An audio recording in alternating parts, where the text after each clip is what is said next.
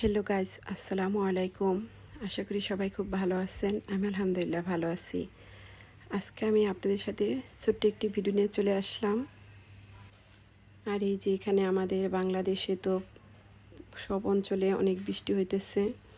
প্রায় এক সপ্তাহ যাবৎ প্রচুর বৃষ্টি হইতেছে। আর এই বৃষ্টিতে অনেক জায়গা তলিয়ে গেছে।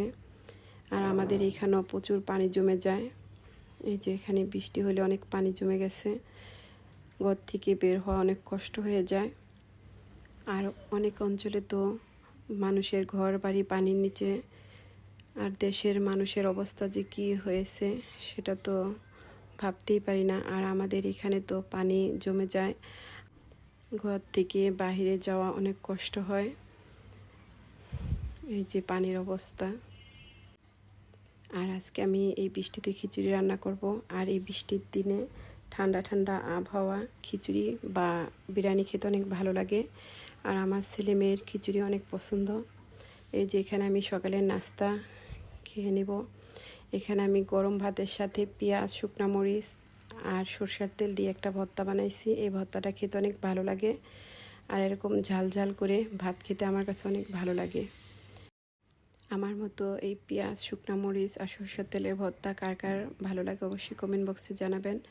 আর এই যেখানে আপনার ভাইয়া 1 ক্রেট আম নিয়ে আসছিল। আর আম এখান থেকে আমাদের কিছু খাওয়া হয়েছে। আর এগুলা আছে, এগুলা কাঁচা ছিল, এখন দেখি পেকে গেছে। আর আমার ছেলে মেয়ে নরম হয়ে গেলে আম খেতে চায় না। ওরা সব সময় শক্ত আম পছন্দ করে, আর নরম হয়ে গেলে ওই আম ওরা কখনো খায় না। এই যে এখন আমগুলো পেকে গেছে। আর এই আমগুলো হলো আমরুপালি। আর এই আমগুলো খেতে অনেক ভালো লাগে। এই যে এখানে আমি 5 রকমের ফল নিয়ে নিলাম। এখানে আছে, আমরা এগুলি কাটলেচু বলি। আর আম, পেয়ারা, লটকন, আর সাথে আনারস আর কালো জাম।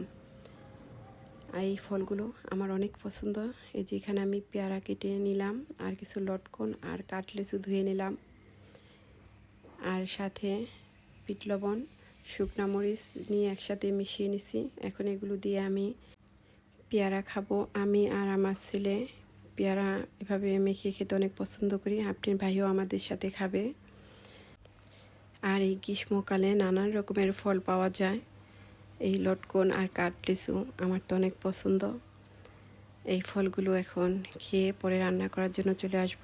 এই যে এখানে আমি খিচুড়ি রান্না বসিয়ে দিছি। এখানে গরুর মাংস আর আমার ছেলের জন্য একটা আলু কেটে দিছি।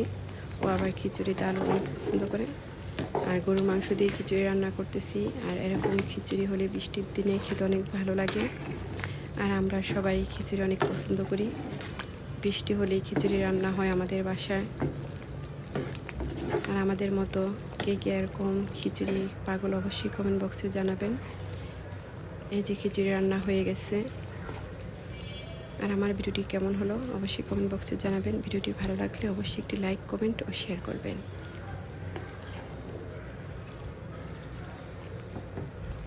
খিচুড়ি রান্না হয়ে গেছে। আর এই যে এখানে গরুর মাংস আলু দিয়ে ঝোল রান্না করছি। খিচুড়ি দিয়ে একটু ঝোল ঝোল না হলে খেতে ভালো লাগে না। গরুর মাংস রান্না হয়ে গেছে।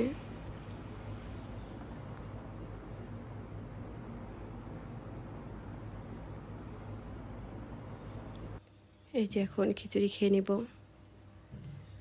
আর এই বৃষ্টির দিনে এরকম ঝাল ঝাল খিচুড়ি খেতে অনেক ভালো লাগে। আর আমাদের মতো কী কী খিচুড়ি পছন্দ করেন অবশ্যই কমেন্ট বক্সে জানাবেন। এই যে এখানে বিকেলের নাস্তার জন্য নুডলস বানিয়ে নিলাম।